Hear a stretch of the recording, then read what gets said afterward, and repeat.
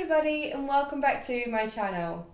In this video I'm going to share with you an update on my funded account challenge with the 5%ers. This is where I've been focusing on trading using price action. So I'm going to jump onto the computer and share with you my account summary of the 5%ers as well as some trades that I am taking this week, some swing trades. So let's dive onto the charts.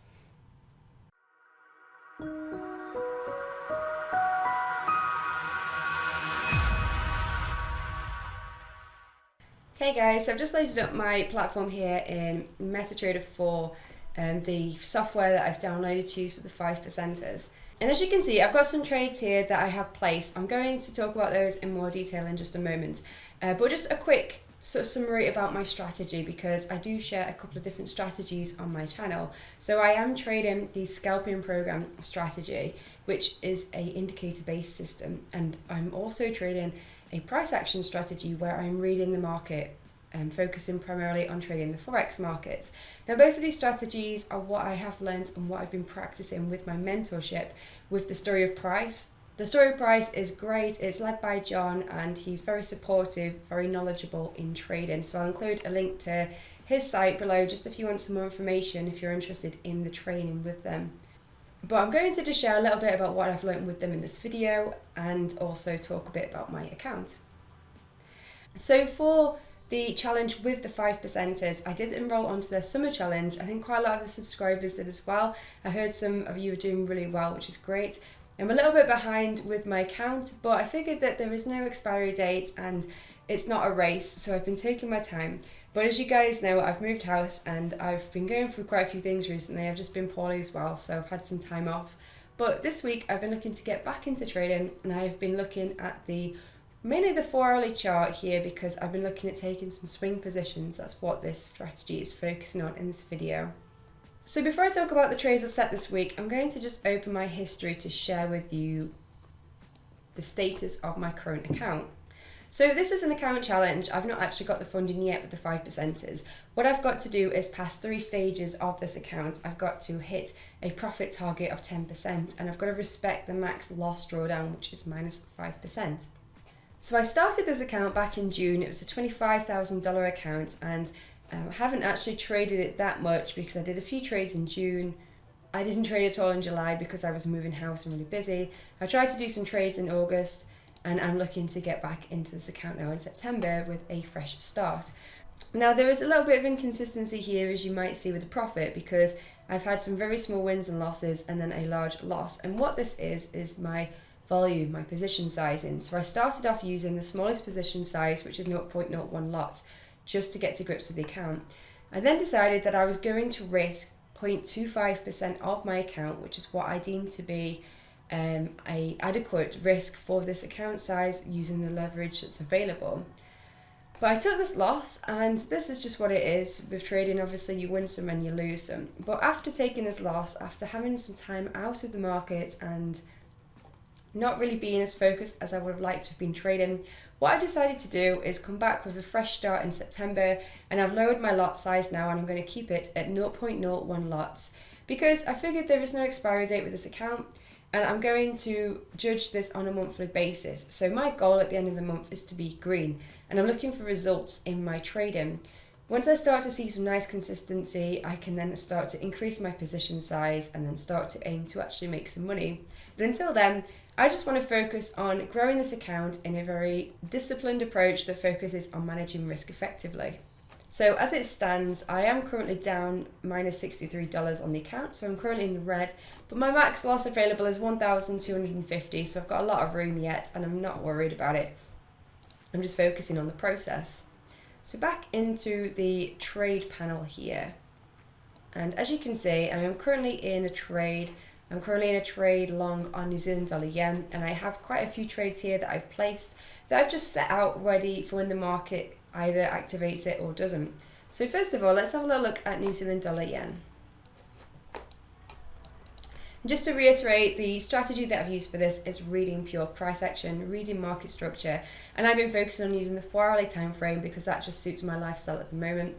If you guys are looking to trade and you have a lot of commitments on in the day, you have work, you have family, the 4-hourly chart is quite a nice chart to use because it can fit around your schedule and allow you to trade even if you are busy.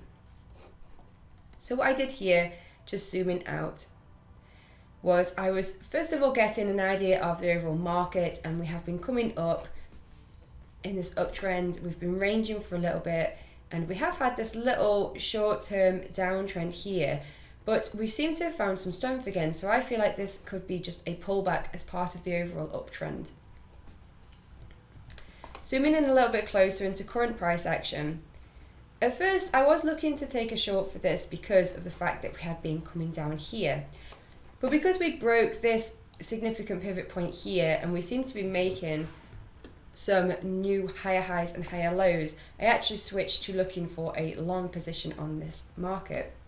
My analysis here was quite simple. I basically plotted a trend line just to show that we were in this uptrend, and I used these yellow trend lines just to mark the new high and the pullback, the higher low, the new higher high, the new higher low, and we seem to be making a new higher high here, although that won't be confirmed until we've actually broken that level, confirming this as the new lower low, and this is where I decided to get into. I've also used these blue lines here, and now what these are looking at are the actual swing lengths, the measurement of the swings. So I'm using this really cool tool here to mark the high of this previous swing to the low, and I marked it against the second swing and it was just a little bit bigger, so then I marked it against the current swing. Now if I hold that here, the length of this swing here is currently the same measurement as this swing here. So it's another confirmation to show that this might be ready to take off again after pulling back. Again, I got these concepts and tricks for trade and technical analysis from my mentorship with The Story of Price. So once I decided that this was a good place to look for a long position, I simply set a buy limit order at this bottom of this pullback structure at 78.08, and I've been using a 20 pip stop, and for this I've set a 3R target, so I'm looking to risk 20 pips in order to make 60 pips, looking to make 3 times what it is I'm risking on this trade. My target is literally just past the high of the swing, so I'm looking to break the swing and then I'm going to take my profits. But I'm going to obviously keep an eye on this, play it by ear, because as always you never know what the market's going to do, but my goal is to follow my plan and just see what happens. So that's New Zealand dollar yen. The next trade that I have set is a short on CAD yen, so I'll just load up the chart for that one here.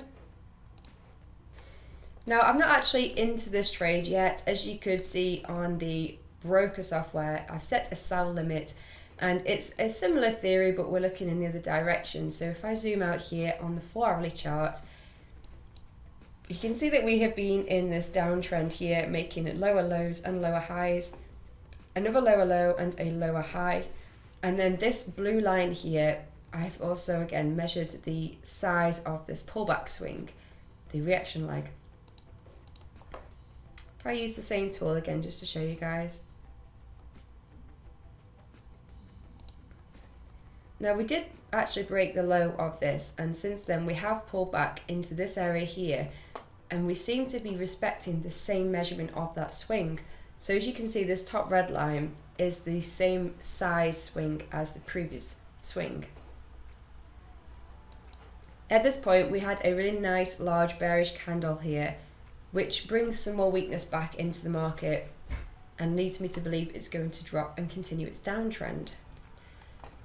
Now that I know that I want to look for shorts on Canadian dollar yen, I've identified where I'm looking to get in, but I want to look for the right trade entry. So what I've done is just plotted this trend line here, and I decided, I actually did this back around about this level here. So this data is new since I actually did the analysis.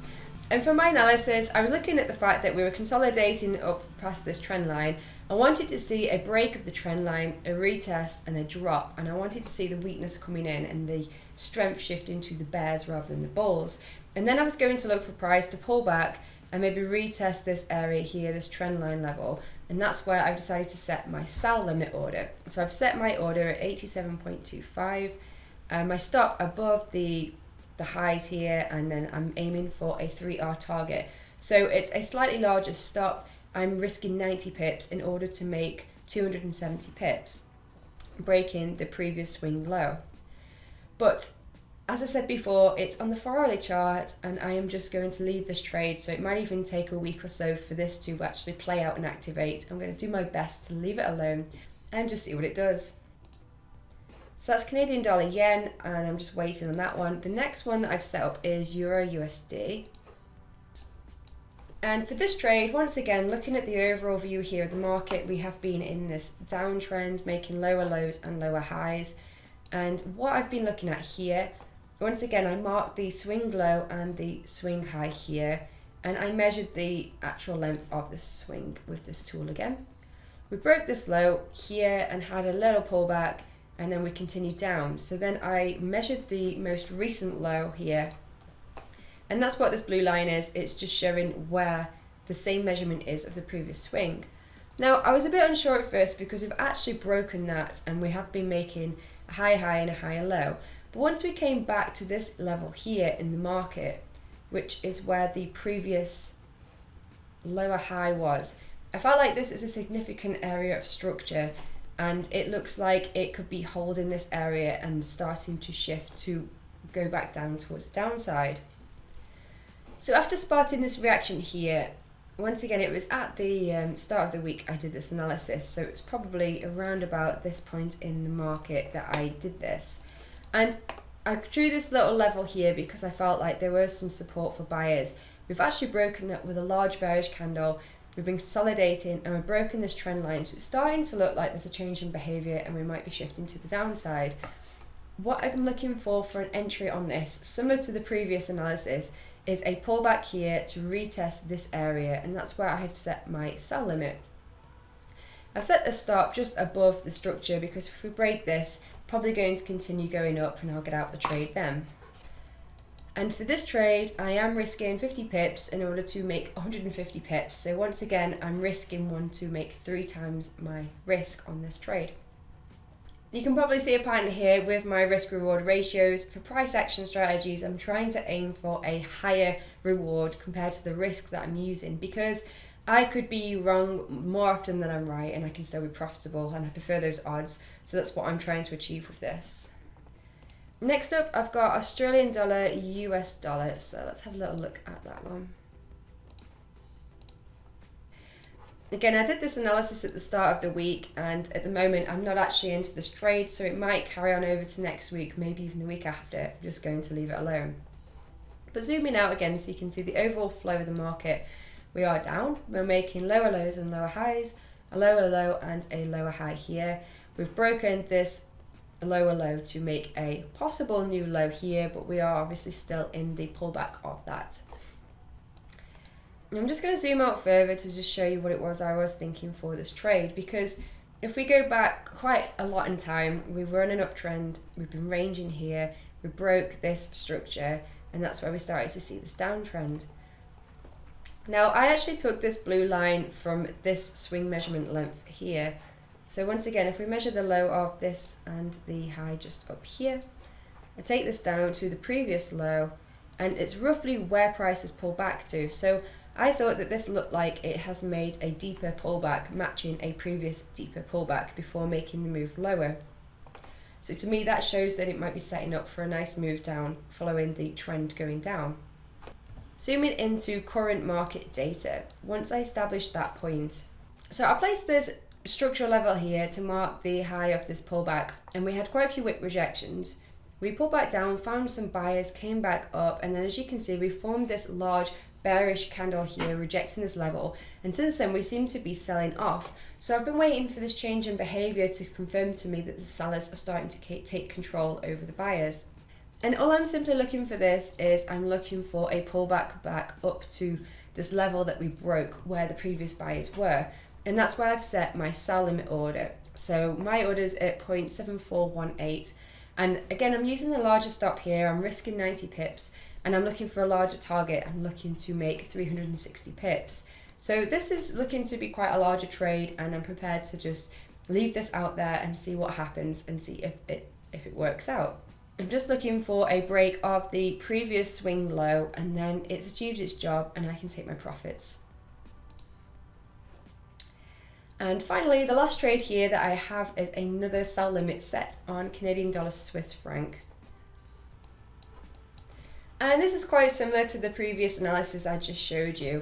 As you can see, we're in this downtrend here, making lower lows and lower highs, and a lower low and a potential new lower high, which is where I'm looking to get in for my entry short.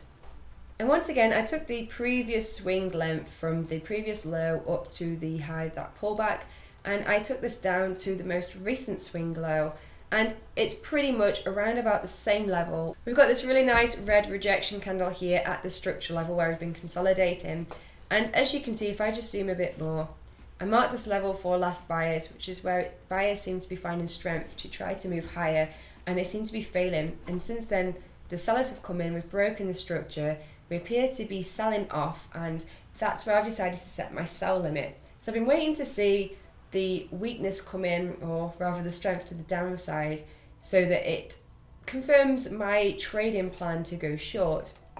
I've set my entry here at 0.72880. It was actually very nearly triggered. Price came up literally 1 pip from my entry, but it just wasn't enough to actually trigger that. So I'm still not in this trade, but I'm not worried about it. If it goes without me, it goes without me, and I take it as a learning experience.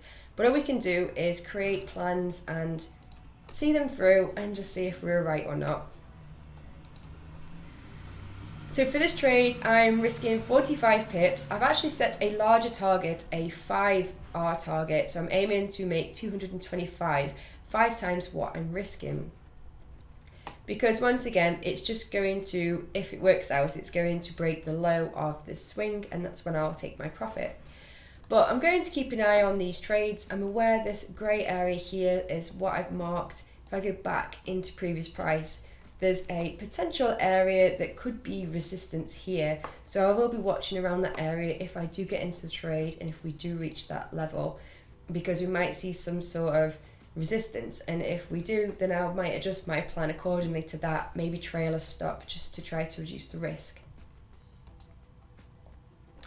So as it stands, they're the trades that I have set up for this week. I'm currently in one of them, and the other 4, I'm just going to leave to see what happens, see if they follow through to next week, and just going to continue on at the start of the week, creating the same watch list for the week using the 4-hourly time frame, and maybe adding to those trades, keeping an eye on trades, and just generally getting back into the flow of trading price action.